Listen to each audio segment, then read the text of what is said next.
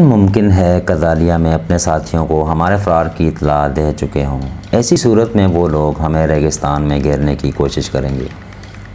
میں اچھل پڑا۔ اس ٹرانسمیٹر کو تو میں واقعی بھول گیا تھا۔ کیا کدالیہ پہنچنے کا کوئی اور راستہ نہیں؟ ذرا آگے جا کر ہم اس راستے سے ہٹ کر کسی بھی طرف سے نکل سکتے ہیں۔ بیلا نے جواب دیا، رفتار بڑھا دو اور پھر کسی اور طرف سے نکلنے کی کوشش کرو۔ میں نے کہا۔ بیلا اس وقت اپنے آپ پر مکمل قابو پا چکی تھی، اسٹیئرنگ پر بھی پوری طرح اس کے کنٹرول میں تھا۔ اس نے رفتار کچھ اور بڑھا دی اور پھر تھوڑا ہی فاصلہ طے کرنے کے بعد اس نے گاڑی کو اصل راستے سے ہٹا کر آہستہ آہستہ بائیں طرف موڑنا شروع کر دیا۔ اس طرح ہمارا رخ کسی قدر ترچھا ہو گیا تھا۔ ہم کدالیہ شہر کے بائیں طرف نکلیں گے، لیکن مجھے توقع نہیں کہ ہماری یہ کوشش کامیاب ہو سکے گی۔ بیلا نے کہا، لیکن میرا خیال ہے وہ ہمارا راستہ نہیں روک سکیں گے۔ میں نے جواب دیا۔ لینڈ کروزر تیزی سے دوڑتی رہی۔ اس علاقے میں ریت کچھ زیادہ سخت اور جمی ہوئی تھی۔ ویسے بھی آگے نشیبی علاقہ تھا، اس لیے گاڑی کی رفتار میں خود بخود اضافہ ہوتا جا رہا تھا۔ 5-6 منٹ بعد دائیں طرف سے بہت دور بہت مدھم سی روشنیاں ٹمٹماتی ہوئی نظر آنے لگیں۔ وہ کسی آبادی کی بکھری ہوئی روشنیاں تھیں جو بہت دور تک پھیلی ہوئی تھیں۔ اس سے میں یہ بھی اندازہ لگایا جا سکتا تھا کہ وہ آبادی کتنی بڑی ہو سکتی ہے۔ مرگیو، بیلا کی کراہتی ہوئی آواز سن کر میں چونک گیا۔ کیا ہوا؟ میں نے جلدی سے رخ بدلتے ہوئے پوچھا۔ وہ آ رہے ہیں، بیلا ایک بار پھر کر آئی۔ اس کے چہرے پر خوف کے تاثرات ابھر آئے تھے۔ وہ سامنے دیکھو، ایک گاڑی ہماری طرف آ رہی ہے۔ میں اس طرف دیکھنے لگا۔ سامنے بہت دور روشنیاں اچھلتی ہوئی ہماری طرف آ رہی تھیں۔ ظاہر ہے وہ کوئی گاڑی ہی تھی جس کے ہیڈ لیمپس روشن تھے۔ کسی طرف بھاگنے کی کوشش بیکار تھی۔ کھلے صحرا میں ہم کہاں جا سکتے تھے؟ وہ ہمیں بڑی آسانی سے گھیر سکتے تھے۔ دفتن میرے ذہن میں ایک اور خیال آیا۔ اس میں اگرچہ خطرہ تھا، لیکن اس کے بغیر کوئی چارہ بھی نہیں تھا۔ گاڑی روک لو، میں نے بیلا کی طرف دیکھتے ہوئے کہا۔ دماغ چل گیا ہے کیا؟ اس نے مجھے گھورا۔ وہ ہمیں گولیوں سے بھون ڈالیں گے۔ رسک تو ہے، لیکن 1% بچنے کے امکانات بھی ہیں، میں نے جواب دیا اور پھر اسے سمجھانے لگا۔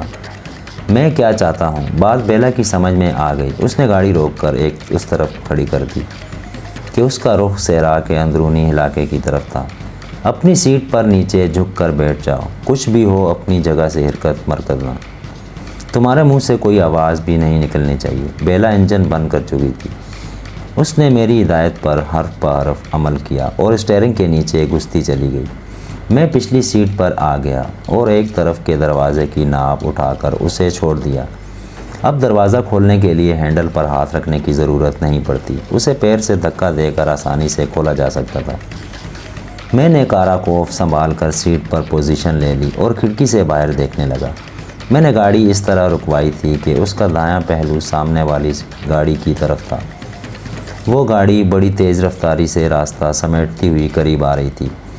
میں سیٹ پر اس طرح پوزیشن میں بیٹھا تھا کہ دوسروں کی نظروں میں آئے بغیر میں انہیں دیکھ بھی سکتا تھا اور ایک لمحہ کے نوٹس پر بھی کسی قسم کا ایکشن لے سکتا تھا۔ ہیڈ لیمپس کی اچھلتی ہوئی روشنیاں قریب آتی جا رہی تھیں اور آخرکار وہ ہم سے 30-35 گز کے فاصلے پر رک گئی۔ ہماری لینڈ کروزر مکمل طور پر روشنی کی زد میں تھی۔ بیلا چند سیکنڈ کے بعد دوسری گاڑی کی طرف سے ایک گونجتی ہوئی آواز سنائی دی۔ تم لوگ ہماری رائفلوں کی زد پر ہو، بھاگنے کا کوئی چانس نہیں ہے۔ اپنے ساتھی سے کہو اپنے آپ کو ہمارے حوالے کر دے۔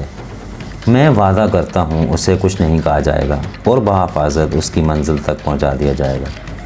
میرے ہونٹوں پر خفیف سی مسکراہٹ آ گئی۔ یہ منزل ہی تو میرے لیے مہمہ بنی ہوئی تھی۔ وہ جو کوئی بھی تھا بالکل صاف اردو میں بات کر رہا تھا، جس کا مطلب تھا کہ وہ راجستھانی نہیں تھا۔ بیلا ذرا سی کسمسائی، اپنی جگہ سے حرکت مت کرنا۔ بیلا خاموش بیٹھی رہو، میں نے سرگوشی کی۔ میں ان لوگوں کو یہ تاثر دینا چاہتا تھا کہ گاڑی خالی ہے اور ہم لوگ گاڑی یہاں چھوڑ کر صحرا میں کسی طرف نکل گئے ہیں۔ بیلا چند لمحوں کی خاموشی کے بعد وہی آواز دوبارہ سنائی دی۔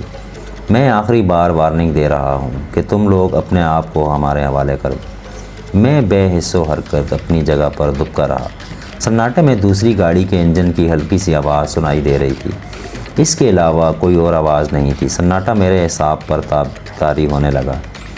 بیلا، وہی آواز دوبارہ گونجی۔ میں جانتا ہوں تم لوگ گاڑی میں موجود ہو، باہر آ جاؤ۔ اسی میں تمہاری بھلائی ہے۔ ایک بار پھر خاموشی چھا گئی۔ اس مرتبہ خاموشی قدرے طول کھینچ گئی اور پھر ایسی مدھم آوازیں سنائی دینے لگی جیسے وہ آپس میں باتیں کر رہے ہوں۔ میں نے بڑی احتیاط سے کھڑکی کے کونے سے جھانک کر دیکھا۔ اس کے ساتھ ہی میرے دل کی دھڑکن تیز ہو گئی۔ وہ دو آدمی تھے جو کمانڈو ایکشن انداز میں رائفلیں تانے آگے بڑھ رہے تھے۔ پس منظر میں ہیڈ لیمپس کی تیز روشنی کی وجہ ان کے چہرے صاف دکھائی دے رہے تھے، لیکن وہ دونوں خاصے قدآور تھے۔ انہیں بھی شاید احساس ہو گیا تھا کہ ہم لوگ گاڑی میں نہیں ہیں، اور وہ لوگ بڑے محتاط انداز میں تصدیق کے لیے آگے آ رہے تھے۔ میرے جسم کے مسام پسینہ اگلنے لگے، گردن پر چیونٹیاں سی رینگنے لگی۔ میں نے بہت ہائی رسک لیا تھا۔ اندازے کی بہت معمولی سی غلطی میری زندگی کا خاتمہ کر سکتی تھی، اور موت بھی ایسی اذیت ناک کہ اس کے تصور ہی سے دل کانپنے لگا۔ وہ دونوں تقریباً 20 گز کے فاصلے پر رہ گئے تھے۔ میں نے کاراکوف پر دونوں ہاتھ جمائے، پیر کی زوردار ٹھوکر سے گاڑی کا دروازہ کھول دیا اور چیختے ہوئے رائفل کا ٹریگر دبا دیا۔ صحرا کا سکوت ٹوٹ گیا، تڑتڑاہٹ کی آوازوں سے فضا کانپ اٹھی۔ وہ دونوں اگرچہ بہت محتاط انداز میں آگے بڑھ رہے تھے، لیکن یہ صورتحال ان کے لیے قطعی غیر متوقع تھی۔ میری رائفل سے نکلی ہوئی گولیاں ان کے جسموں کے مختلف حصوں میں پیوست ہونے لگیں۔ ان دونوں کی چیخیں بڑی بھیانک تھیں۔ ایک تو فوراً ہی ڈھیر ہو گیا تھا، جبکہ دوسرا لڑکھڑا گیا۔ گولیاں لگنے کے باوجود اس نے سنبھلنے کی کوشش کرتے ہوئے فائر کھول دیا، مگر اس کی رائفل سے نکلی ہوئی گولیاں ہماری گاڑی کی چھت کے اوپر سے گزر گئیں۔ تاہم دو گولیوں نے چھت کے اوپر والے حصے میں سوراخ کر دیے تھے، اور پھر وہ بھی تیورا کر گر گیا۔ مجھے یقین تھا وہ صرف دو نہیں رہے ہوں گے، ہو سکتا ہے اس گاڑی میں ایک یا دو آدمی اور بھی موجود ہوں۔ میں نے اپنی رائفل کا رخ اس گاڑی کی طرف کر دیا۔ اس گاڑی کی ونڈ اسکرین اور دونوں لیمپس چکنا چور ہو گئے تھے، لیکن دوسرے ہی لمحہ اس گاڑی سے بھی فائرنگ شروع ہو گئی۔ وہ جو کوئی بھی تھا غالباً ڈرائیونگ سیٹ پر بیٹھا فائرنگ کر رہا تھا۔ اس کی کئی گولیاں ہماری گاڑی پر بھی لگی، اور پھر دوسری طرف خاموشی چھا گئی۔ میں نے ایک اور بریسٹ مارا۔ اس مرتبہ دوسری طرف سے جواب نہیں ملا۔ میں گاڑی سے اتر کر محتاط انداز میں دوسری گاڑی کی طرف بڑھنے لگا۔ وہ کھلی چھت کی جیپ تھی۔ اسٹیئرنگ کے سامنے ایک آدمی اوندا پڑا تھا۔ اس کا جسم گولیوں سے چھلنی تھا۔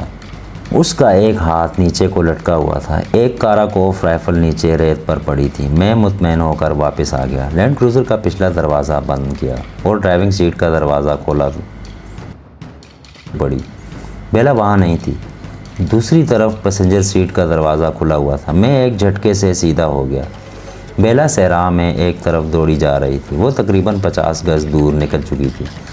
میں نے اس کے پیچھے دوڑ لگا دی۔ تقریباً 100 گز دور جا کر میں نے اسے پکڑنے میں کامیاب ہو سکا۔ وہ بری طرح خوف زدہ تھی۔ اس کا سانس پھولا ہوا تھا اور وہ اپنے آپ کو مجھ سے چھڑانے کی کوشش کر رہی تھی۔ میں نے جھک کر اسے کندھے پر لاد لیا اور لینڈ کروزر کی طرف دوڑ لگا دی۔ مجھے چھوڑ دو، وہ اکلائی۔ اب وہ دنیا کے کسی کونے میں ہمارا پیچھا نہیں چھوڑیں گے۔ انسان نہیں، درندے ہیں، راکشس۔ مجھے یہیں چھوڑ دو، یہیں مر جانے دو۔ ان کے ہاتھ آنے کی بجائے میں اس ریگستان میں ایڑیاں رگڑ رگڑ کر مر جانا بہتر سمجھتی ہوں۔ پاگل ہو گئی ہو؟ میں نے اسے پیسنجر سیٹ پر پٹک دیا اور خود اوپر سے گھوم کر ڈرائیونگ سیٹ پر بیٹھ گیا۔ رائفل سیٹ کے پاس نیچے رکھ لی اور انجن سٹارٹ کر دیا۔ مجھے راستہ بتاتی رہنا، ایسا نہ ہو ہم صحرا میں ہی چکر لگاتے رہیں۔ اس نے ادھر ادھر دیکھا اور ایک طرف اشارہ کر دیا۔ میں نے گاڑی اسی طرف موڑ دی اور رفتار بڑھاتا چلا گیا۔ وہاں سے روانہ ہوتے وقت بیلا نے ریت پر پڑی ہوئی وہ دونوں لاشیں بھی دیکھ لی تھیں۔ وہ 3 تھے، تینوں ختم ہو گئے۔ میں نے اس کی طرف دیکھے بغیر کہا، اب وہ ہمارا پیچھا نہیں کریں گے۔ یہ بھول ہے تمہاری۔ بیلا اپنے آپ پر قابو پانے کی کوشش کرتے ہوئے بولی، وہ لوگ نرک تک تمہارا پیچھا نہیں چھوڑیں گے۔ تمہاری وجہ سے میں بھی مصیبت میں پھنس گئی ہوں۔ میری سمجھ میں نہیں آتا۔ فی الحال کچھ سمجھنے کی کوشش مت کرو۔ میں نے اس کی بات کاٹ دی اور دائیں طرف روشنیوں کی طرف دیکھنے لگا۔ جواب واضح ہوتی جا رہی تھی۔ میرا خیال ہے اب اس طرف سے ہمیں کوئی خطرہ نہیں ہے۔ ہم شہر کے باہر سے ہوتے ہوئے کسی دوسری طرف نکل جائیں گے۔ یہ علاقہ تمہارا دیکھا بالا ہے، مجھے راستہ بتاتی رہنا۔ اس مرتبہ بیلا جواب دیے بغیر ادھر ادھر دیکھتی رہی۔ کدالیا زیادہ بڑا شہر نہیں تھا، ایک قصبہ تھا، اور میرا خیال ہے خاصا بارونق قصبہ تھا۔ بیرونی سڑک پر بھی دکانیں وغیرہ تھیں۔ یہ شام کا ابتدائی حصہ تھا۔ اس سڑک پر بھی بڑی رونق تھی۔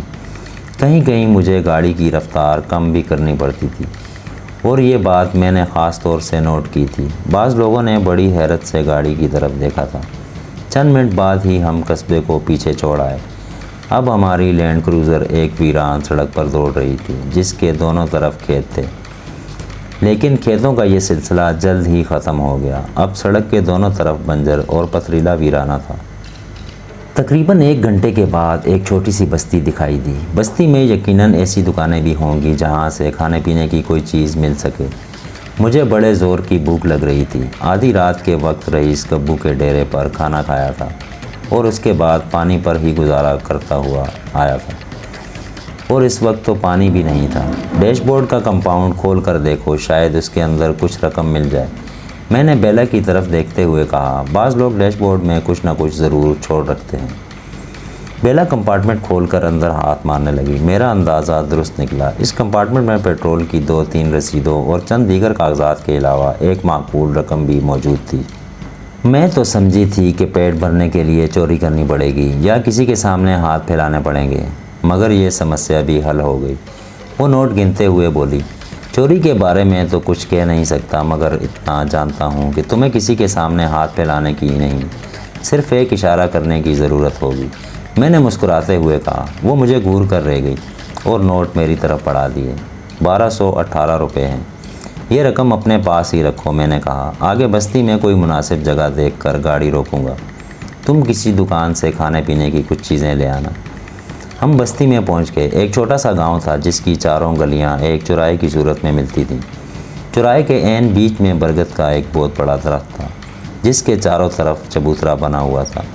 اس چوراہے پر چاروں طرف چند دکانیں بھی تھیں۔ یہاں کسی ہوٹل کا تو سوال ہی پیدا نہیں ہوتا تھا۔ البتہ حلوائی کی ایک دکان نظر آ گئی۔ دکان کے سامنے کشادہ چبوترے پر پتھروں کے چولہوں پر 2 کڑھائیاں رکھی ہوئی تھیں۔ 3-4 آدمی بھی کھڑے دکھائی دیے۔ میں نے کچھ آگے جا کر گاڑی روک لی۔ بیلا اتر کر اس دکان کی طرف چلی گئی۔ میں سیٹ کے پاس پڑی ہوئی کاراکوف اٹھا کر چیک کرنے لگا۔ میگزین نکال کر دیکھا تو بڑا ہلکا سا محسوس ہوا۔ ریگستان میں میں نے اچھی خاصی فائرنگ کی تھی۔ کیا تو میگزین خالی ہو چکا تھا یا اس میں 2-4 گولیاں ہی بچی ہوں گی۔ میں نے پچھلی سیٹ پر جھک کر بھرا ہوا میگزین اٹھا کر رائفل میں فٹ کر دیا اور خالی میگزین سیٹ پر پھینک دیا، اور جب میں نے حلوائی کی طرف دیکھا تو سینے میں سانس رکتا ہوا محسوس ہونے لگا۔ بیلا وہاں نہیں تھی۔ میں دوسری دکانوں کی طرف دیکھنے لگا، وہ کہیں بھی دکھائی نہیں دے رہی تھی۔ میں گاڑی سے اتر آیا، گن میرے ہاتھ میں تھی۔ چند قدم آگے بڑھ کر متجسس نگاہوں سے ادھر ادھر دیکھنے لگا۔ مزید آگے جا کر میں نے حلوائی کی دکان سے بیلا کے بارے میں پوچھنا چاہتا تھا کہ منہ سے بے اختیار گہرا سانس نکل گیا۔ وہ چوراہے کی دوسری طرف سے آ رہی تھی۔ میں وہیں رک گیا۔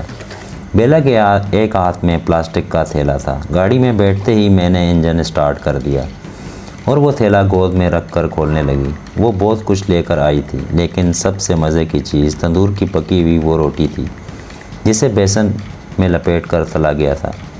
بیسن میں اناردانہ اور آلو کے چھوٹے چھوٹے ٹکڑے بھی تھے۔ میں نے ایک ہاتھ سے اسٹیئرنگ سنبھالے رکھا اور دوسرے ہاتھ سے روٹی کا رول بنا کر کھانے لگا۔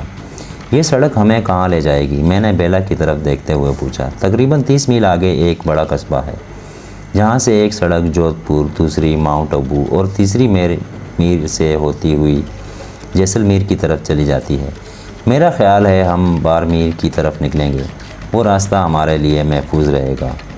لیکن کیا؟ میں نے سوالیہ نگاہوں سے اس کی طرف دیکھا۔ مجھے شبہ ہے انہوں نے فون پر اگلے قصبے میں اپنے آدمیوں کو اطلاع کر دی ہوگی اور ہمیں روکنے کی کوشش کی جائے گی، بیلا نے جواب دیا۔